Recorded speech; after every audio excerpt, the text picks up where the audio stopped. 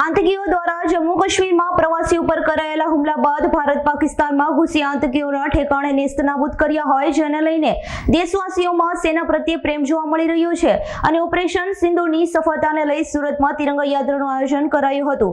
મોટા વરાછામાં યોજાયેલ તિરંગા યાત્રામાં દેશભક્તો જોડાયા હતા। જમ્મુ કાશ્મીરના પહેલગામમાં આતંકીઓ દ્વારા પ્રવાસીઓ પર કરાયેલા હુમલામાં 27 લોકો શહીદ થયા હતા, જેનો બદલો લેવા ભારતે ઓપરેશન સિંદૂર હેઠળ પાકિસ્તાનમાં ઘૂસી આતંકીઓના અડ્ડાઓનો નાશ કર્યો હતો।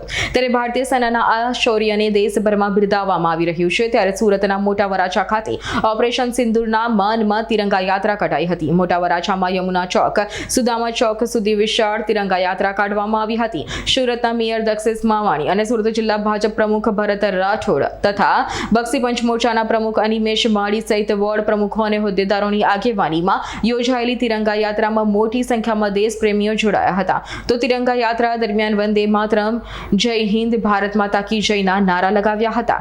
Bureau report S9 news Surat. અમારી તમામ માહિતીથી અપડેટ રહેવા માટે જોડાયેલા રહો S9 ન્યૂઝ સાથે।